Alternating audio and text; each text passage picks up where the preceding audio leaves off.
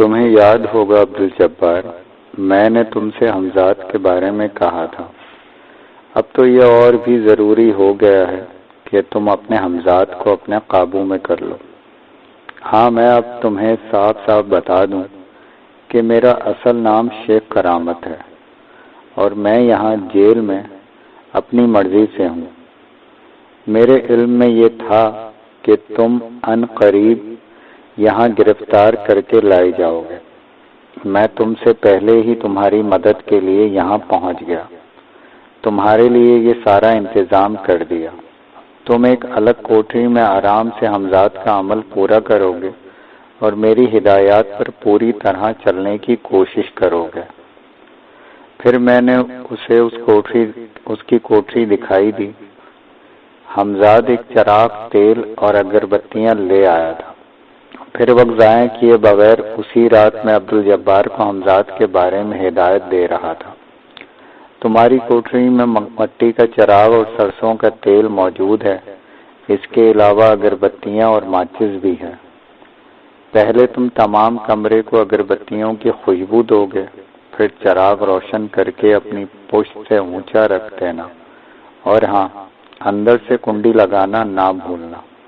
اپنی قمیض کو لنگوٹ کی طرح جسم پر باندھ دینا، اس کے بعد چراغ کی طرف پشت کر کے بیٹھ جانا، اور دیوار پر اپنے سائے کو کامل 1 گھنٹے تک دیکھنا۔ اپنی نظر کو سائے کی پیشانی پر رکھنا۔ جب نظر کو تھکان معلوم ہو اور پلکیں گرنے لگیں تو فوراً نظر کو اوپر اٹھا لینا۔ اس وقت تمہیں دوران عمل روشنی کا محیط یعنی دائرہ سا نظر آئے گا۔ ابتدائی مشق میں یہ کبھی ظاہر کبھی غائب ہوگا، اور اکثر تمہیں مختلف رنگ اور عجیب و غریب چیزیں بھی نظر آئیں گی، مگر مستقل مزاجی سے بلا خوف و خطر اپنی مشق جاری رکھنا۔ تم سمجھ رہے ہو میری بات؟ میں نے عبدالجبار کو سوالیہ نظروں سے دیکھا۔ وہ بولا، مگر دوران عمل مجھے کیا پڑھنا ہوگا؟ اب میں تمہیں وہی بتانے والا ہوں۔ میں نے عبدالجبار کی بات کا جواب دیا۔ میں جو کہہ رہا ہوں اس کا ایک ایک لفظ غور سے سنو۔ میں نے عبدالجبار کی آنکھوں میں دیکھتے ہوئے کہا، جو کچھ کہ اب میں تمہیں بتانے والا ہوں اسے میرے ساتھ دہراؤ تاکہ تمہیں یاد ہو جائے۔ پھر میں نے 2-3 بار اسے وہ وظیفہ بتایا اور جبار میرے ساتھ دہراتا رہا۔ کیوں جبار، کیا تمہیں وظیفہ یاد ہو گیا؟ جی ہاں، جبار نے جواب دیا۔ میں نے اسے بتایا کہ اپنے سائے پہ نظر جمائے ہوئے اسے ہر رات عشاء کی نماز کے بعد صبح تک یہ عمل 3125 مرتبہ پورے 41 دن تک پڑھنا ہے۔ پھر حمزاد نے مجھے ایک فلیطہ دیا اور میرے ہاتھ میں روئی تھما کر بولا، اس فیتے پر یہ روئی لپیٹ کر چراغ میں ڈال دی جائے۔ اس نے بتایا کہ اس روئی کو پاک دامن روئی کہتے ہیں، جو کہ اس عمل کے دوران بہت ضروری ہے۔ حمزاد پہلے ہی یہ روئی لے آیا تھا۔ پاک دامن روئی سے مراد یہ ہے کہ کپاس کے جس کھیت سے روئی توڑ کر لائی جائے اس سے پہلے اس کھیت سے کسی نے کپاس کے پھول نہ توڑے ہوں۔ پھر میں نے حمزاد کا دیا ہوا فلیطہ پڑھایا۔ اس پر اس قسم کی عبارت درج تھی، میں نے فلیطہ اور روحانی عمل عبدالجبار کو کرنے کو دے دیا، جس نے میری ہدایت کے مطابق فیتے پر روئی لپیٹ کر اس کو چراغ میں ڈال دیا۔ کچھ ہی دیر بعد میں عبدالجبار کو تنہا چھوڑ کر چلا آیا۔ مجھے اب اس سے صبح ملنا تھا۔ میرے کہنے کے مطابق اس نے آج ہی رات سے عمل شروع کر دیا۔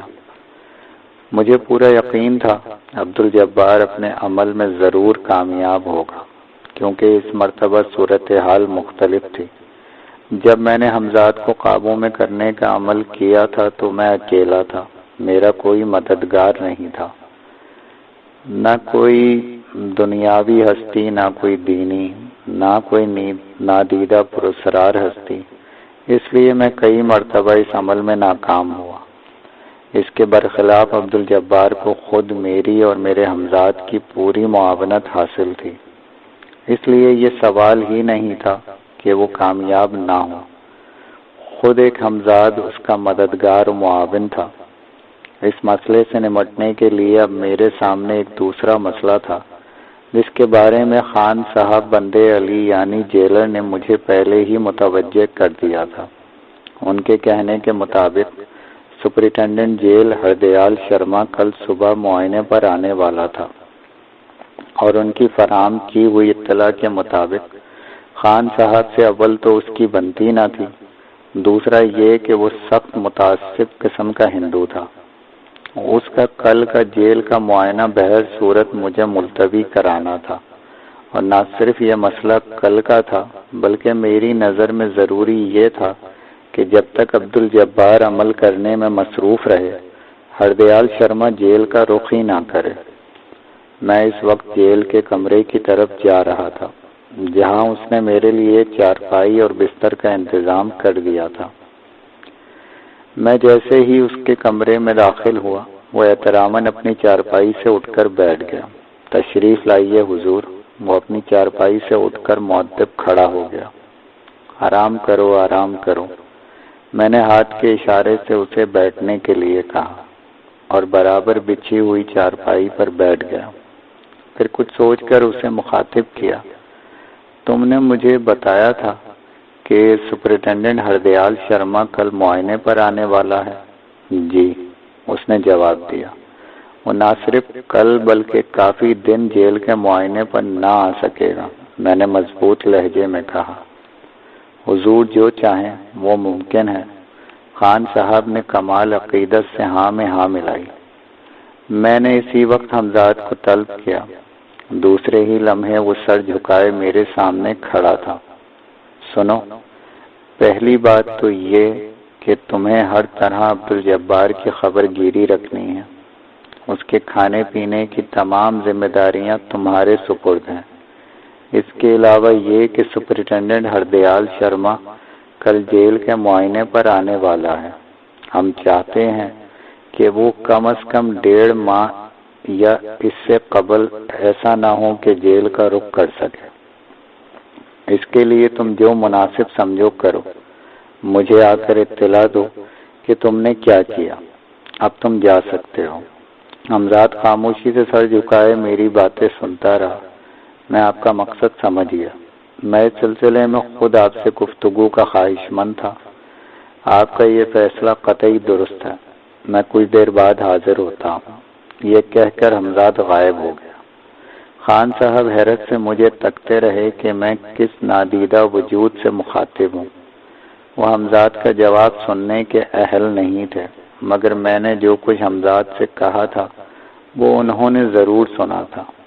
میں نے خان صاحب کو حیرت زدہ دیکھ کر کہا، ہم نے ہردیال شرما کا انتظام کر دیا ہے۔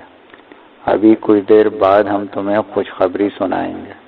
بے شک، بے شک، حضور کی دسترس میں سب کچھ ہے۔ خان صاحب نے اپنی گردن ہلائی۔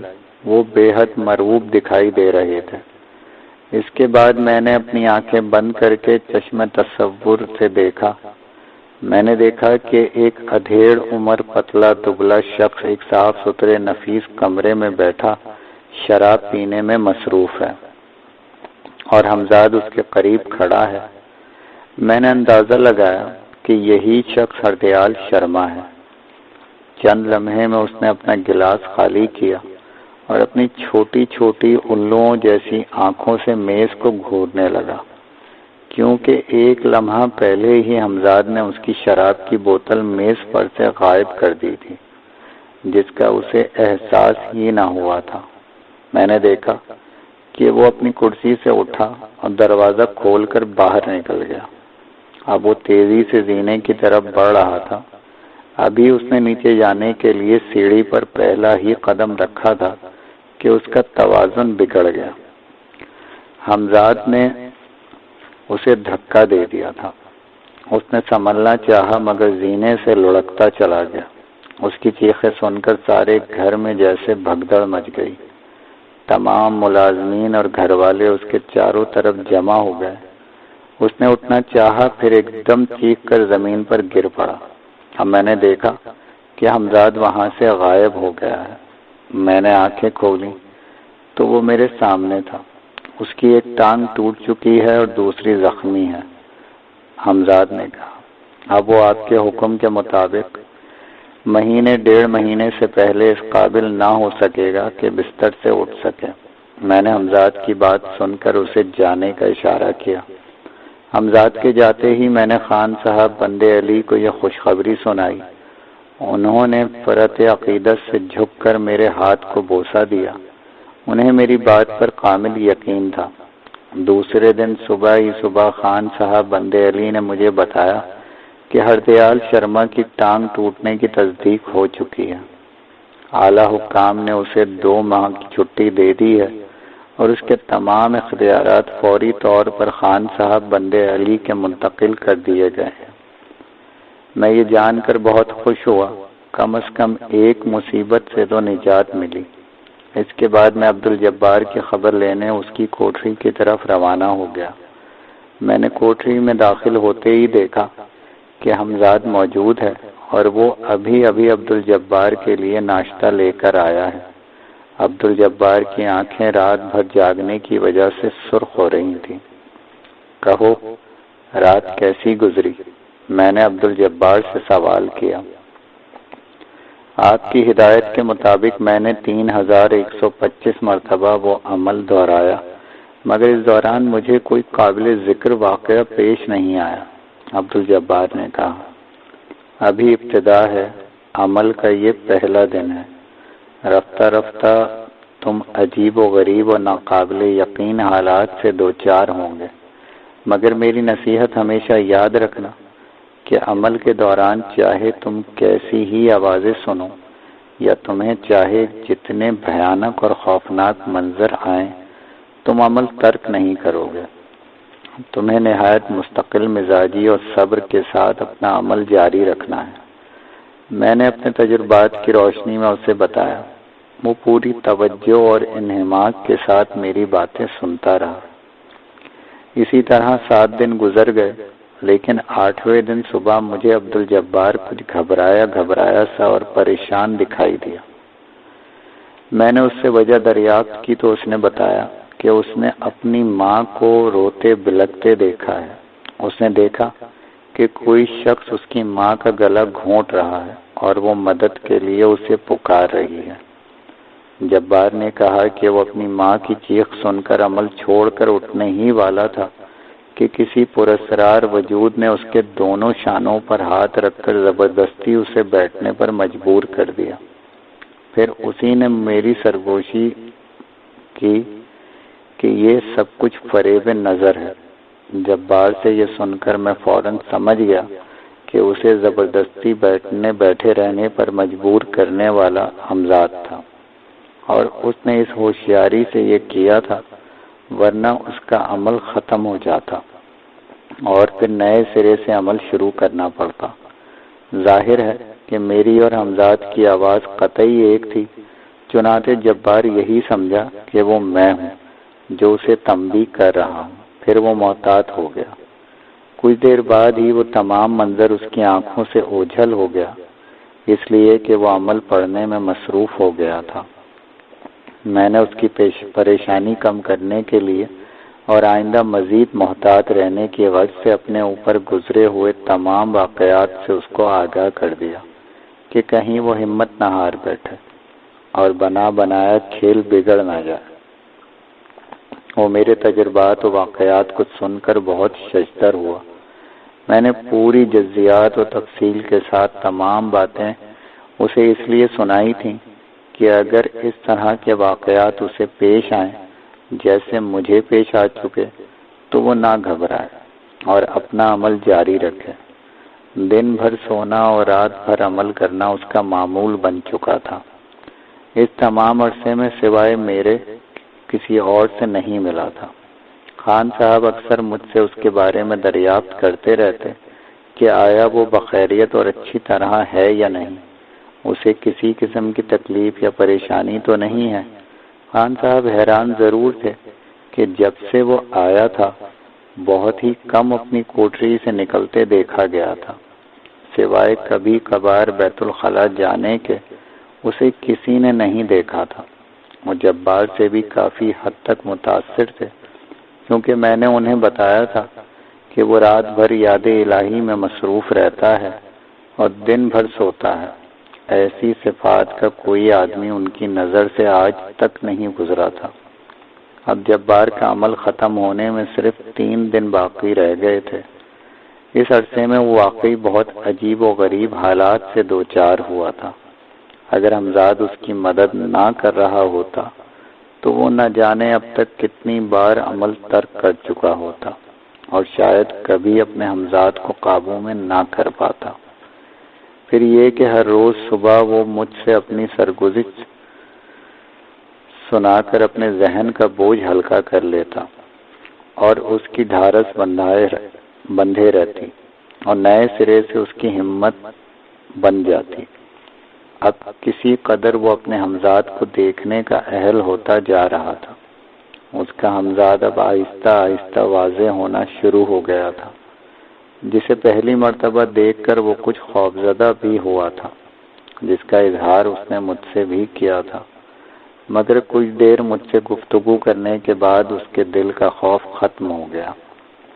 لیکن عمل مکمل ہونے سے 1 دن پہلے ایک ایسا ہولناک واقعہ ظہور میں آیا کہ میں بھی ایک دم گھبرا گیا، اس لیے کہ حمزاد کو قابو میں کرنے کے دوران میرے ساتھ ایسا واقعہ پیش نہیں آیا تھا۔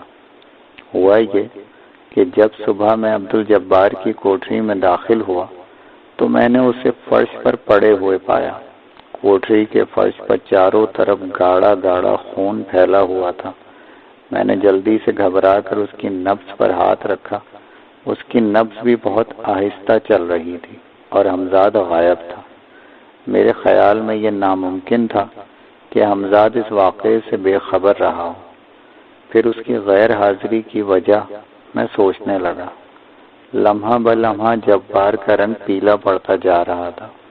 یہ کچھ کرنے کا وقت تھا، دیکھتے رہنے کا نہیں۔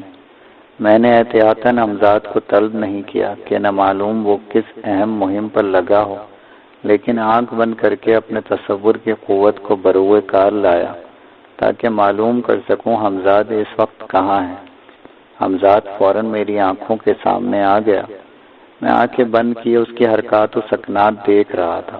وہ اس وقت ایک عطار کی دکان میں داخل ہو رہا تھا جس کے باہر تالا پڑا ہوا تھا، مگر میں نے دیکھا کہ حمزاد بغیر تالا کھولے دکان کے دروازوں میں تحلیل ہو گیا۔ پھر وہ مجھے دکان کے اندر نظر آیا۔ یہ تم وہاں کیا کر رہے ہو؟ یہاں عبدالجبار کی حالت سخت خراب ہے، میرے علم میں ہے، اور اسی لیے میں یہاں نظر آ رہا ہوں۔ مجھے معلوم تھا کہ آپ مجھے دیکھ رہے ہیں، مگر میں وقت کم ہونے کے سبب آپ سے گفتگو نہیں کرنا چاہتا تھا۔ مجھے ایک خاص دوا کی تلاش ہے، اسے لے کر ابھی چند لمحوں میں آتا ہوں۔ مجھے آپ سے تفصیلی بات کرنی ہوگی۔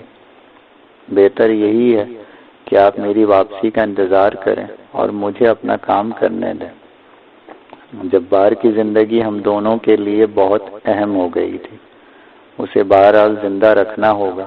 میں نے محسوس کیا کہ حمزاد کی آواز میں ایک خاص قسم کا عزم ہے۔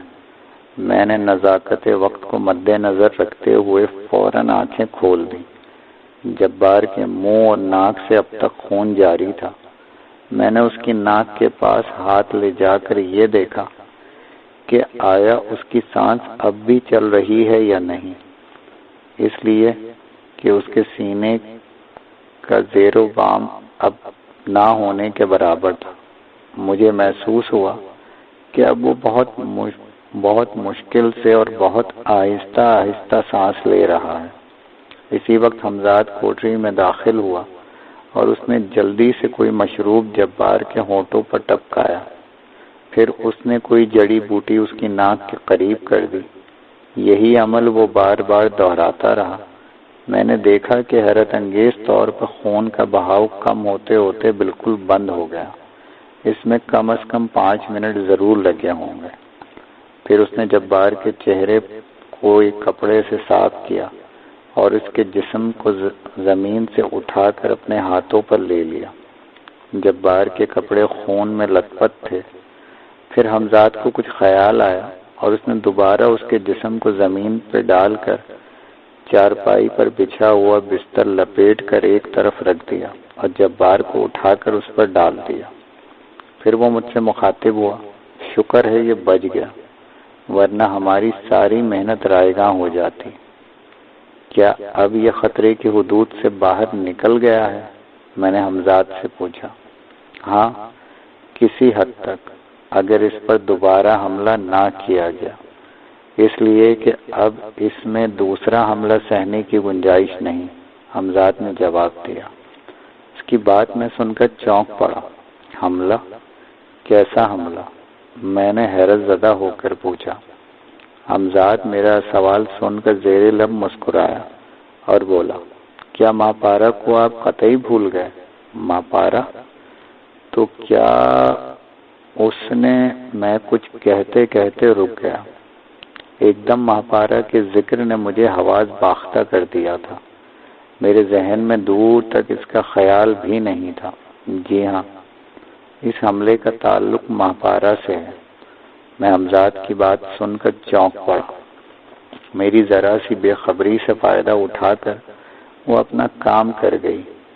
اگر آج بھی میں بروقت ہوشیار نہ ہوتا تو اس نے عبدالجبار کو ٹھکانے ہی لگا دیا ہوتا، اور ہمارے پورے منصوبے سے واقف ہو چکی ہے اور یہ بھی جان چکی ہے کہ یہ سب اس سے ٹکر لینے کے لیے کیا جا رہا ہے۔ وہ چاہتی ہے کسی طرح ہمیں اس کوشش میں ناکام کر دے۔ اب صرف ایک آخری رات باقی ہے۔ جبار کو ابھی کچھ دیر بعد ہوش آ جائے گا۔ میں جانتا ہوں کہ وہ بے حد نقاہت اور کمزوری کا شکار ہوگا، لیکن اسے آج کی رات بہرحال عمل جاری رکھنا ہے۔ وہ عمل جاری رکھے گا۔ حمزات نے تفصیل کے ساتھ مجھے دوبارہ صورتحال سے آگاہ کیا، لیکن اگر اس نے بقول تمہارے، میں کچھ سوچنے لگا۔ پھر میں نے حمزات سے کہا، لیکن اگر اس نے بقول تمہارے جبار پر دوسرا حملہ کیا؟ میں بہت فکر مند ہو کر اس سے پوچھنے لگا۔ اس بات کا انحصار اس پر ہے کہ وہ اپنے حملے میں کامیاب ہوتی ہے یا ناکام۔ پہلا حملہ بے خبری میں کیا گیا تھا، مگر اب صورتحال مختلف ہے۔ اب میں پوری طرح اس کی طرف سے ہوشیار ہوں۔ اگر اب اس نے جبار کو کوئی نقصان پہنچانے کی کوشش کی تو شاید کامیاب نہ ہو سکے۔ حمزات نے کہا، ٹھیک ہے، ان حالات میں تم جو مناسب سمجھو کرو۔ میں صرف یہ چاہتا ہوں کہ کسی طرح عبدالجبار اپنا عمل مکمل کر لے تاکہ ماہپارا سے ٹکر لی جا سکے۔ اب تک میں اپنی ذلت و توہین کو نہیں بھول سکا ہوں۔ صرف ایک بار میں اس مغرور سرکش لڑکی کا سر جھکا ہوا دیکھنا چاہتا ہوں۔ میں نے جذباتی لہجے میں کہا، آپ کی اس خواہش کی تکمیل میں اب زیادہ وقت نہیں۔ وہ بہت بہت جلد آنے والا دن ہے جب آپ اس سے اپنی ایک ایک شکست کا بدلہ لیں گے۔ حمزات نے کہا، میرا خیال ہے کہ وہ جبار کو صحیح سلامت دیکھ کر جھنجلا جائے گی، اور ممکن ہے اس جنجلاہٹ میں وہ آپ پر بھی کوئی وار کر دے۔ اس لیے میری رائے ہے کہ آپ اگر کل تک کے لیے میرے حفاظتی حصار میں رہیں تو زیادہ بہتر ہے۔